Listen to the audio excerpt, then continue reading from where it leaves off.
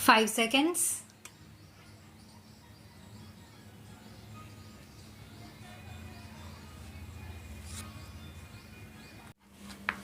The debate on this new Constitution Amendment Bill or these provisions in this bill which is under consideration is now going on, but some people started objecting that there are certain basic changes in the Constitution.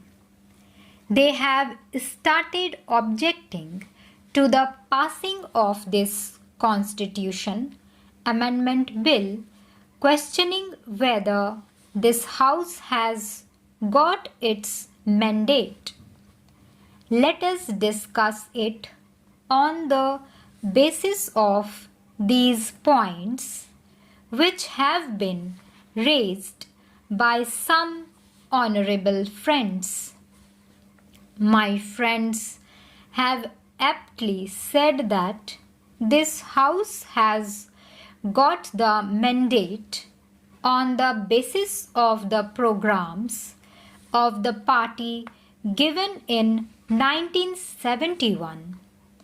I do not want to refer to all that, but if in order to uphold the Constitution, in order to work within the framework of this Constitution, certain changes are made in order to give relief to the poorer sections. I do not know where is the conflict therein and where is the question of mandate that comes in. The mandate is there the moment this House was elected, composed of 526 members. They have their bounden duty to secure for the society justice, social, economic, and political. This is envisaged under the bill. What are we going to do by this amending process? They said erosion of fundamental rights. The law minister and other members also explained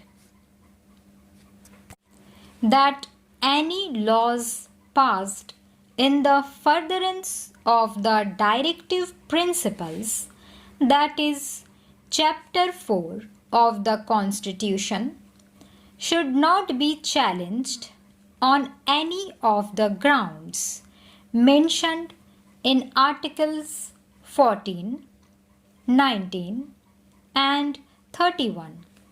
What are the things that are mentioned in the Directive Principles? The things are betterment of the society, welfare of the people, and in its totality, whatever is possible, that is to be done. I would like to add one word here.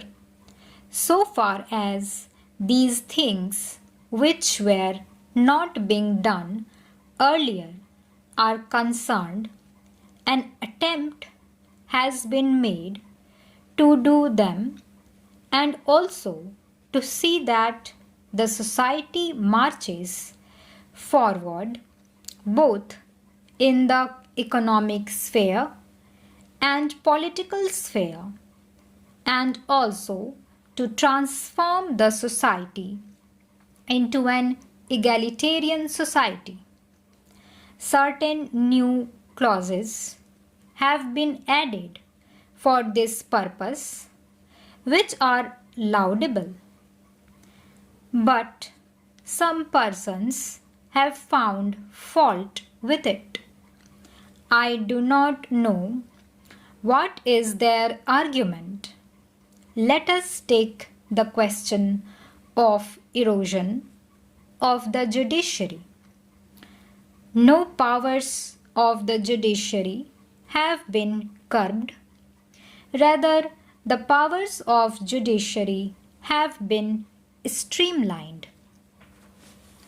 We have seen out of our experience what actually has been the role of the judiciary in our country. One after the other, the judiciary tried to interpret the Constitution in a manner they wanted to do, and even by one judge's point of view, either in the High Court or Supreme Court. They wanted to uphold that their views were supreme and none else's. Though we are in this democratic process and we believe in democracy and adult franchise, yet this view of the representatives of the people in this house and in the other house are not supreme only, the judge's views are supreme. This is nothing but a new nepotism on the part of the judiciary, who deliver judgments as if they are the only kings and rulers in this country and nobody else, completely ignoring the will and consent of the people who send their representatives to this house to look after their welfare and well-being. Therefore, the question of erosion of the judiciary does not hold any ground. I have gone through one of the articles published in the Indian Express some time before about fundamental duties. Particularly, they mention, and I say that the challenges follow the noble ideals that inspired our national struggle for freedom. Our national leaders took part in the national struggle, and they aptly have said that there are certain fundamental rights, and those rights, particularly referring to Article 14, 19 and 31, are somehow or the other being taken in view of the directive principles of the state policy of the Constitution. I do not know what is their actual viewpoint. If their viewpoint is to stick to the law, that is, the fundamental rights are fundamental rights, then those fundamental rights are for whom? Those fundamental rights are for the so-called higher strata of the society, for the so-called haves, and not for have-nots. What is their grievance? The poorer sections of the society, the vast multitudes of the country, do not consider that fundamental rights are embedded in the Constitution. They consider what their fundamental needs are. Their fundamental needs is that their hunger should be removed and their economic conditions readdressed in view Of these things, which one is to be given more weightage? The poorer sections who are demanding better transformation of the society. The problems of the poorer sections are to be given more weightage.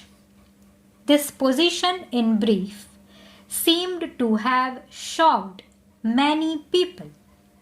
With this view, these articles or constitutional changes which are under consideration are welcome measures and ought to be framed. There is no doubt about it. Stop.